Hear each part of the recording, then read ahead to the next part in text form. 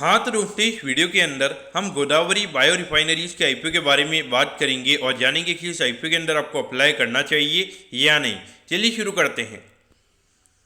तो देखिए, सबसे पहले अगर हम यहाँ पर आईपीओ के डिटेल्स के बारे में अगर हम बात करेंगे तो ये जो आईपीओ है 23 तारीख को ये आईपीओ में स्टार्ट होता हुआ नजर आएगा और 25 तारीख को ये आईपीओ में क्लोज होता हुआ नजर आएगा।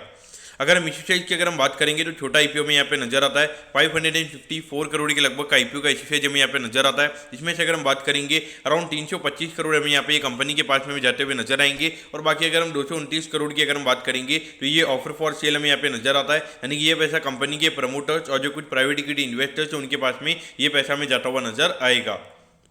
अब अगर हम यहाँ पे कंपनी के प्राइस बैंड के बारे में अगर हम बात करेंगे अराउंड 352 के कट ऑफ प्राइस पे हमें यहाँ पे ये कंपनी में शेयर देती हुई नजर आ रही है और एक लॉट के अगर हम नंबर ऑफ शेयर्स की अगर हम बात करेंगे तो 42 शेयर का लॉट साइज हमें यहाँ पे ये कंपनी का नजर आता है, यानी कि एक लॉट को अप्लाई करने के लिए 42 शेयर के लॉट साइज के अंदर यहाँ पर आपको अप्लाई करना पड़ेगा।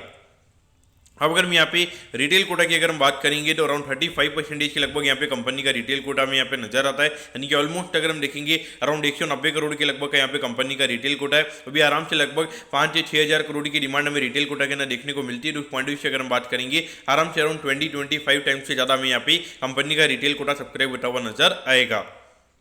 अब अगर हम यहाँ पे कंपनी के फंडामेंटल्स की अगर हम बात करेंगे तो देखिए, ये जो कंपनी है जो इथेनॉल बेस्ड यानी कि जो इथेनॉल प्रोडक्शन में जो मेनली यहाँ पे जो केमिकल यूज किए जाते हैं तो वो ये कंपनी में यहाँ पे बनाती हुई नजर आती है। लेकिन अगर हम कंपनी के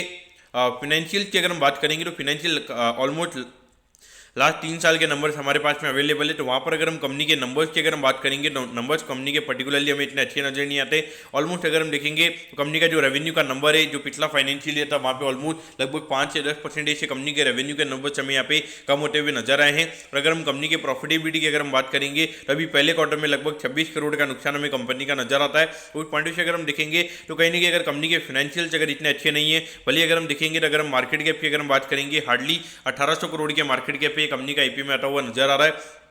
लेकिन फिर भी अगर हम देखेंगे इस तरीके का भी मार्केट में माहौल है जहाँ पर अगर हम देखेंगे निफ्टी ऑलरेडी 5 से 6% नीचे और वहाँ पर अगर हम देखेंगे कोई भी रिकवरी के इंडिकेशन हमें पर्टिकुलरली नजर नहीं आ रहे। तो इस पॉइंट ऑफ व्यू देखा जाए जहाँ पे ऐसी कंपनी जहाँ पे इतना कुछ फाइनेंशियल्स में इतने अच्छे नहीं है और कंपनी की अगर हम बात करेंगे तो कंपनी एक बार के लिए भले ठीक है, लेकिन वैल्यूएशन वाइज अगर हम बात करेंगे तो वैल्यूएशन यहाँ पे काफ़ी ज़्यादा है, क्योंकि पिछले साल अगर हम बात करेंगे लगभग 12 करोड़ के लगभग का प्रॉफिट यहाँ पे कंपनी ने किया है। उसके हिसाब से अगर हम बात करेंगे तो ऑलमोस्ट 150 के पी रेशियो पे कंपनी का आईपीओ में आता हुआ नजर आ रहा है। मेरे ख्याल से तो क्लियर कट मेरे पर्टिकुलरली 100% मैं पर्टिकुलरली आईपीओ को अवॉइड करने वाला हूँ। मेरा रिकमेंडेशन भी ये रहने वाला है कि आईपीओ को अवॉइड करना चाहिए, क्योंकि ऐसी कंपनी को नॉर्मली जब ऐसी सिचुएशन वाला मार्केट होता है तो वहाँ पे कहीं ना कहीं वहाँ पे 10 से 15% के डिस्काउंट की लिस्टिंग वहाँ पे पॉसिबल हो सकती है। तो उस पॉइंट से मेरे ख्याल से यहाँ पर इस कंपनी को अवॉइड करना सही रहेगा। तो दोस्तों मैं कहता हूँ कि गोदावरी बायो रिफाइनरीज के आईपीओ के बारे में आपको सब कुछ समझ में आ गया होगा। अगर आपकी कोई भी क्वेरीज है आप कमेंट कीजिए, मैं जरूर आपके कमेंट पर रिप्लाई करूँगा। ओके दोस्तों, thank you, have a nice day.